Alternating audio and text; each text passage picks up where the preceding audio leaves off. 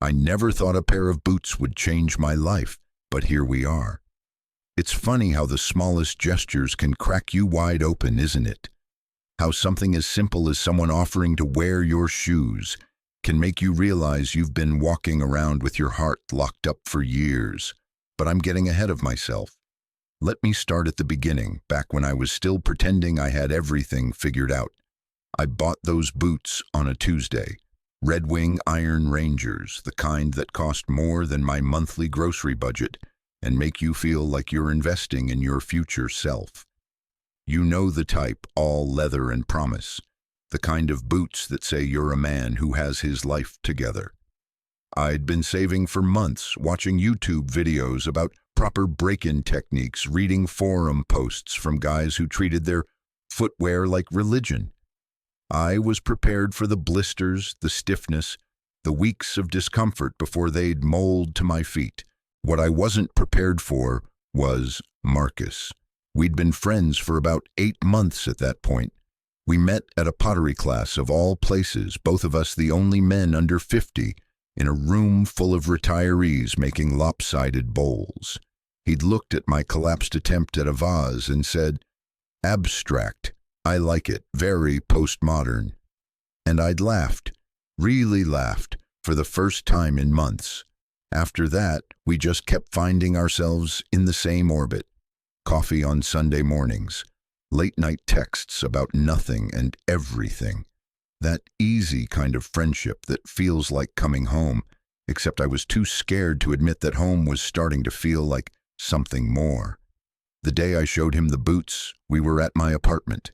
I'd just picked them up from the store and I was sitting on my couch, admiring them like they were artifacts in a museum. Marcus walked in, saw me there with this ridiculous grin on my face, and just shook his head. "You're really doing this, huh? The whole leather daddy boot thing?" I threw a pillow at him.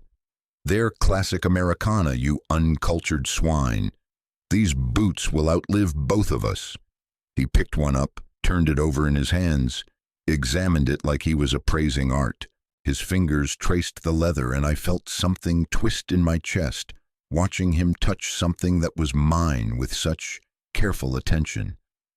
"They're beautiful," he said, and the way he said it, so sincere, made me look away. "But you know the break-in period is going to be hell, right?" "I've done my research. I'll wear thick socks, use leather conditioner, take them off when they get too painful. I'm prepared." Marcus set the boot down and looked at me with this expression I couldn't quite read. "Or," he said slowly, "I could break them in for you." I laughed. "What, you want to steal my brand new boots?" "I'm serious. We're the same size, right? 9.5?" I nodded, confused. "I'll wear them around my place for a week. Walk in them, really walk in them.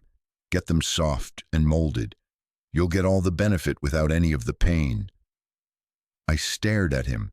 "That's insane. Why would you do that?" He shrugged, but there was something in his eyes, something soft and vulnerable that made my heart start racing. "Because I want to. Because you're my friend. And I don't want to watch you limping around for the next month because—" He paused, and I watched his throat work as he swallowed. "Because I can." I should have said no. I should have recognized the intimacy in what he was offering, the way this simple gesture was actually something much bigger. But I was an idiot, so I said yes. I watched him put on my boots, lace them up with careful precision, stand up and test his weight in them. They looked right on him, like they'd been made for his feet instead of mine, like they belonged to him. "How do they feel?" I asked, my voice coming out rougher than I intended. "Perfect," he said, and smiled at me. And I knew right then that I was completely screwed. He took them home that night, and for the next week, my life became about those boots. He'd send me pictures throughout the day. Marcus at the grocery store, my boots visible at the bottom of the frame. Marcus on a hiking trail, leather getting scuffed and weathered. Marcus sitting at his kitchen table, boots unlaced and loose around his ankles while he ate breakfast. Each photo felt like a secret message, like he was showing me pieces of his life and inviting me to be part of them. On the third day, he sent a text at 2 in the morning. Can't sleep. Been walking around my apartment in your boots for an hour. They're getting softer. I think they're starting to remember the shape of my feet. I stared at that message for 20 minutes before responding. That's the idea. Thank you for doing this. It's weird, he wrote back. Wearing something of yours. Feels more intimate than I expected. My hands were shaking as I typed. Intimate how? The 3 dots appeared and disappeared 4 times before his response came through. Like I'm carrying a piece of you with me. Like everywhere I go, you're there too, in a way. I didn't sleep that night. I lay in bed, staring at the ceiling, thinking about Marcus walking around in my boots, thinking about me, wondering if he could feel what I was too afraid to say, that I wanted to be everywhere with him, that the thought of him wearing something of mine made me feel possessed and possessive in equal measure, that I was falling in love with my best friend and had no idea what to do about it. The week felt like both an eternity and no time at all. We texted constantly, more than we ever had before. He told me about his day, about the weird customer at the bookstore where he worked, who insisted that all novels were actually autobiographies in disguise, about his sister calling to announce her engagement, about how he'd worn the boots to a first date and spent the whole evening thinking about how they weren't really his, how they belonged to someone else, how that someone else was me. How did the date go? I asked, even though the question felt like swallowing glass. Terrible. Great guy, good conversation, but I couldn't focus. Kept thinking about other things. The boots, among other things. I wanted to ask what other things. I wanted to demand he tell me everything he was thinking, every secret thought that crossed his mind. But I was a coward, so I just sent back a thumbs-up emoji and hated myself for it. On day 6, he called me instead of texting. His voice sounded different, lower, more uncertain than I'd ever heard it. Can I come over? I want to show you something. He arrived 20 minutes later, still wearing my boots. They looked different now, worn in and comfortable, moving with his feet instead of against them. He walked into my apartment with this nervous energy, like he was vibrating with something he couldn't contain. They're ready, he said. Your boots, they're broken in. I looked down at them, at how perfectly they fit him now, molded to his feet, marked with his journey through the week. They look good on you. Yeah, he said quietly. They do. That's actually the problem. What do you mean? He sat down on my couch and I sat next to him, close enough that our knees touched. He didn't move away. I've been wearing your boots all week, walking around in them, living my life in them, and the whole time all I could think about was you, about how these are yours, about how I'm filling a space that's meant for you, and it made me realize something. My heart was pounding so hard I was sure he could hear it. What did it make you realize? Marcus turned to look at me and his eyes were so open, so vulnerable, that I felt like I could see straight through to his soul. That I've been trying to fill a space that's meant for you in my life too. That I've been walking around pretending we're just friends when every single day I wake up thinking about you. When I make coffee and wish you were there to drink it with me. When something funny happens and you're the only person I want to tell. When I'm wearing your boots and it feels like the most intimate thing I've ever done because it's yours, and I want everything of yours to be mine too. I couldn't breathe, literally could not make my lungs work properly. Marcus, I'm in love with you, he said, simple and direct, like he was stating a fact as basic as gravity. I've been in love with you for months. Maybe since that first pottery class when you laughed at my joke and I felt like I'd won something precious. And wearing your boots this week, it just made it impossible to ignore anymore. Every step I took, I was thinking about you. Every place I went, I imagined you there with me. and I realized I don't want to give them back. Not because I want your boots, but because giving them back means going back to pretending, and I can't do that anymore. I reached out and took his hand, laced our fingers together, felt the warmth of his palm against mine. You don't have to give them back, I said, my voice barely above a whisper. You don't have to pretend. Marcus, I've been in love with you since you called my collapsed vase postmodern, since you started texting me good morning every day, since you offered to wear my boots because you didn't want me to be in pain. I've been terrified to say anything because I thought I'd lose you if you didn't feel the same way. He laughed, and it sounded like relief, like joy, like coming home. We're idiots. Complete idiots, I agreed. He leaned in slowly, giving me time to pull away. But I didn't want to pull away. I wanted to move closer, to close the distance between us that had always been there, invisible but insurmountable. Until now. His lips touched mine, soft and questioning, and I answered by kissing him back, by pouring every unsaid word, every hidden feeling, every moment of longing into that connection. When we finally pulled apart, he was smiling, really smiling, and I felt like my chest might crack open from how much I felt for him. So, he said, about these boots. Keep them, I said immediately. I'll buy another pair. He shook his head. No, I have a better idea. I'll wear one, you wear the other. We can trade off. That way we're always walking in each other's shoes, literally. I laughed so hard I almost cried. That's the worst idea I've ever heard. It's perfect, he insisted. Romantic as hell. It's impractical and ridiculous. So are we, apparently. 8 months of being in love and too scared to say anything. We're not exactly known for our practical decision-making. He had a point. I looked at the boots on his feet, at how right they looked there, at how this whole strange week had led us to this moment. Okay, I said, but I get to pick which boot I wear. Deal.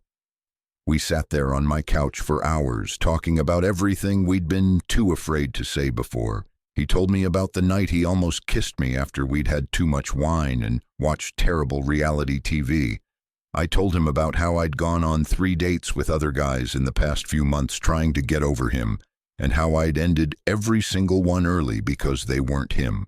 We laughed and touched and kissed and made plans, tentative and hopeful about what came next. The boots sat on the floor between us, a reminder of how we got here. How sometimes the path to love is strange and indirect. How vulnerability can look like offering to take on someone else's pain. How intimacy can be built in the smallest gestures, the everyday acts of care that say, I see you, I know you, I want to make your life easier. Marcus stayed that night. We didn't do anything dramatic, just fell asleep on the couch together, his head on my shoulder, my hand in his hair, the boots lying forgotten on the floor, and when I woke up in the morning with a crick in my neck and his weight warm against me, I felt more at peace than I had in years. We dated for 3 months before he asked me to move in with him. It felt fast and exactly right at the same time. On moving day, I packed up my apartment, and when I got to the closet, I found the boots. They'd been sitting there since that night, both of us too superstitious to actually wear them, like they were a talisman of how we got together.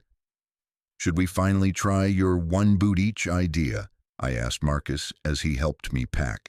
He grinned. Absolutely not. That was a terrible idea, and we both know it. So what do we do with them? He thought for a moment, then took 1 boot and handed me the other. We keep them. Put 1 in your memory box, 1 in mine. So we always remember that sometimes love shows up in the weirdest ways, and that the best relationships are the ones where someone's willing to walk a mile in your shoes, literally, just to make your life a little bit easier. I kissed him, there in my half-empty apartment, surrounded by boxes and the detritus of my old life. I love you, I said. I love you too, he said back, even though you have terrible taste in boots. You said they were beautiful. I lied. I was trying to impress you. I shoved him playfully, and he caught my hand, pulled me close, kissed me until I forgot what we were arguing about. And that's how we've been ever since, fighting and laughing and loving each other with an intensity that still surprises me sometimes. We've been together for 2 years now. The boots live on a shelf in our bedroom, side by side, a reminder of where we started. Sometimes when Marcus is at work and I'm home alone, I'll take them down and remember that week, how it felt to wait for his texts, to see photos of him living his life in something that belonged to me. How terrifying and exhilarating it was to realize I was in love with my best friend. People ask us how we got together, and we always tell them the truth, that he offered to break in my boots, that he wore them around his ankles for a week, that somewhere in that strange, intimate gesture, we both realized we'd been in love all along. They usually laugh, think we're joking, but we're not. That's really how it happened.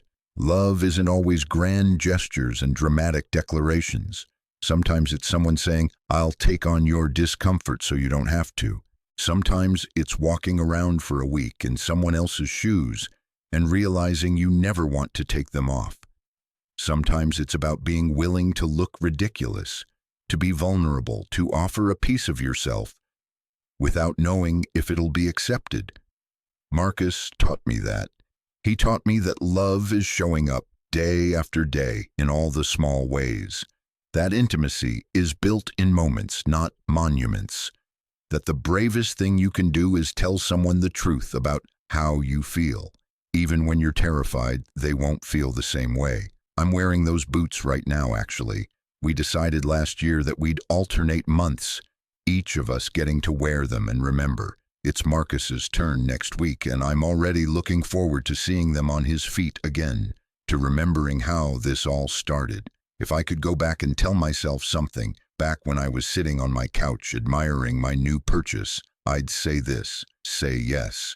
When someone offers to take on your pain, to walk in your shoes, to show up for you in ways that feel too intimate and too much, say yes. Because those are the moments that change everything.